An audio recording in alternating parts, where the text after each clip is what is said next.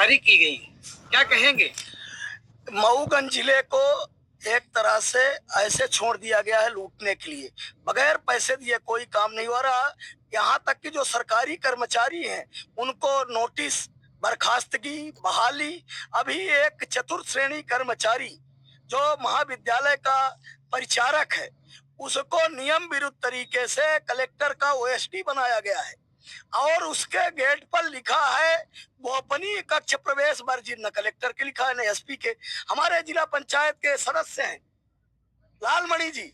जो कृत्य अंग्रेजों के समय नहीं हुआ वो हुआ। स्वामी जी ने आंदोलन के लिए लिखित दिया था।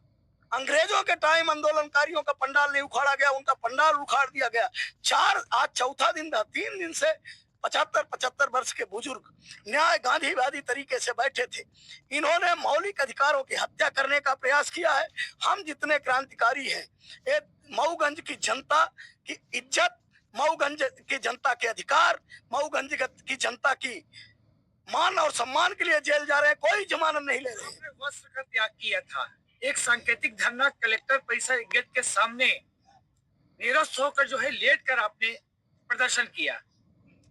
अगर जो अंदर नंगे हैं, इसी कलेक्टर कार्यालय का एडीएम 5,000 रुपए का रिश्वत लेते लोकायुक्त द्वारा नंगा हुआ।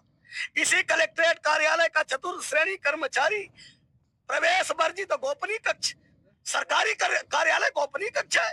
एक चतुर्थ श्रेणी कर्मचारी का कार्यालय गोपनीय कक्ष है। अगर सारे चतुर्थ श्रेणी कर्मचारियों को हूटर अलाउ हो जाए, सारे चतुर्थ श्रेणी कर्मचारियों को नीली पीली बत्ती मिल जाए, मध्य प्रदेश शासन गाड़ी मिल जाए, तो चलिए इसको भी सही। एक तरह का लूट लूट लूट। क्या कदम होगा? हम सभी अन्न जल का त्याग कर चुके हैं। जैसे कि स्वामी जी ने कहा, हमारे गांधीवादी जो नेता हैं 75 वर्षीय बुजुर्ग श्री रामेश्वर प्रसाद गुप्ता जी, हमारे लालमणि जी जो जिला पंचायत एक निर्वाचित जो प्रतिनिधि हैं, बगैर कारण के उनको गिरफ्तार किया गया है। सब ने संकल्प लिया है कि अन्न जल का त्याग करेंगे। हमारे स्वतंत्रता संग्राम सेनानियों ने कई बार जमानत मिल रही थी, आपने कोई जमानत नहीं लेंगे। हमने अपराध नहीं किया। चोर को चोर कहना अपराध है।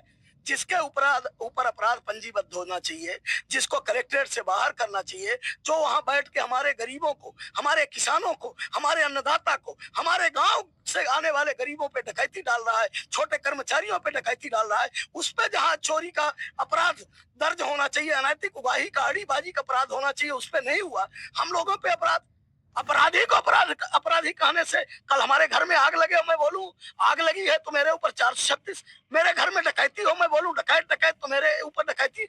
जब हम लोगों ने कोई अपराध नहीं किया तो हम जमानत। कितने लोगों की गिरफ्तारी हुई? 8 लोगों ने गिरफ्तारी दी है।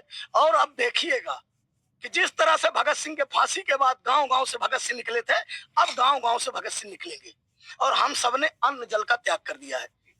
और आपकी, हम अपने जागरूक रिपोर्टरों को धन्यवाद